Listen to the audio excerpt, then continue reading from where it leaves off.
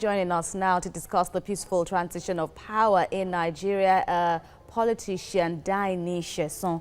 Thank you very much for joining us at this time. So we have a president-elect now in the person of Muhammadu Buhari, and that's the first in Nigeria's history since, in all these years of our existence as a democratic nation. How much of an impact did the congratulatory messages from President Jonathan calling and even his men, now how much of an impact will that make to you, especially as we are speaking about a discussion here today? Anyway, I must join all Nigerians to appreciate the position of the president, Goodluck Ebele Jonathan, by making the call to the president-elect, congratulating him. The major role that has played is reducing violence and attack. This country will have been under a serious attack if President Jonathan have not done that.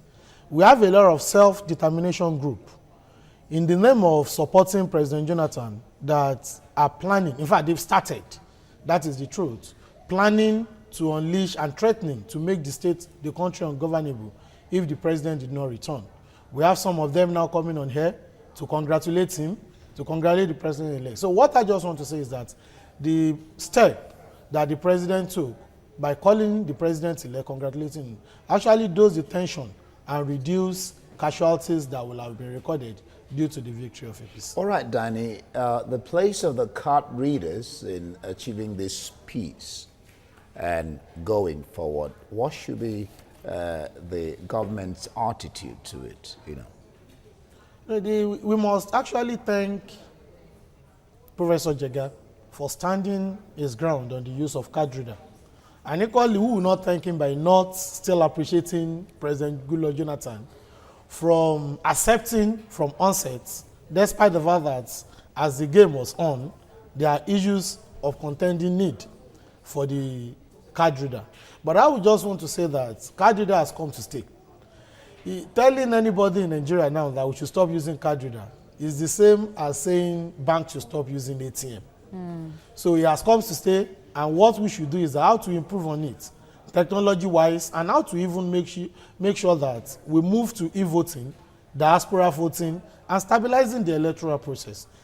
The card reader is an added value to this process. That call President Jonathan made to the president-elect also included an invitation for Buhari to come when he is chanced now to discuss how to smoothen out any hiccups that could arise as a result of transiting from one man to the other as president.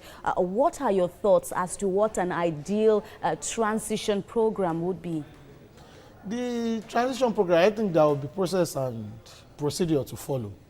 And it's not a day thing. It's not a magical thing. It's not the normal way of some autocratic way of handing over, where you will not see governor handing over, outgoing governor handing over to incoming governor, probably because they are from different party. We have recorded that in a lot of states in the country. Inviting the president-elect, I think, is equally a very good step. Is a way to show a kind of transparency, because President-elect have said it, that he is going to open his hands and he has nothing to fear about. What it matters most is, let me know how far you have gone. Let me see what has went wrong. He said he's a good statesman, and he actually appreciated his role in calling and making things go right. So what I would say is that calling him for a transitional meeting, handing over process, is a good step. And the president, outgoing president, will definitely need to do the nation more good by coming out in clean shape to hand over sincerely and genuinely. So the president will not be embodied with different responsibilities after assuming office to start looking for what the president will have shown to. All right, Daini, let us not get taken in by the euphoria of the election that has just gone by. There's still an election coming up. Yeah. Elections are not over yet. We have the gubernatorial and state assembly elections coming. How do we further ensure, because it's not just about the fact that we've been able to hold a peaceful election, we have not transited yet, hold a peaceful election, but how do we further ensure that the peace carries through? I want to say this, that one of the major factors, to the best of my knowledge, that has been responsible for crisis, threats, harassment, assaults, abusive words in this presidential election is because of character involved. And when I mean character involved, the leadership of the campaign, I must be categorical at this stage of the PDP presidential campaign. There are some words of threats that has been given, and actually people feel unnecessarily agitated. And now that the president's election is over, I want to say that things will calm down a bit.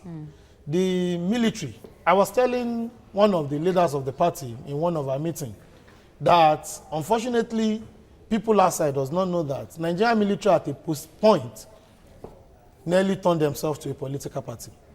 So APC at that stage was not actually contesting with PDP alone, but PDP and some other unseen factors. I want to say this comes out of Ekiti Gate issue and some other intimidation and harassment of the military during this election. We recorded this in Edo. The governor of Edo State came on there and said a particular sponsor of a television station in Nigeria was in the state parading with military. Armed men. In River State, we have people protesting, saying that the governorship candidate of a particular party is in INEC office, while others from other parties were not allowed to go in. So what I want to say is that with the end of the presidential election, I want to believe that the Nigerian security sector at large, the military, the police, SSS, even the immigration, they have no reason now to be unnecessarily attached to a party or not. They will definitely come to reason that they have to play their role as to secure the nation, secure the electorate, and secure the vote of the people. All right, Daini Sesan, many thanks for your analysis. I'm afraid we have run out of time too. Would have loved to, of course, extend the interview further, but thank you. Indeed, thanks a lot for, airing your mind on this very crucial issue, Daini Sesan there.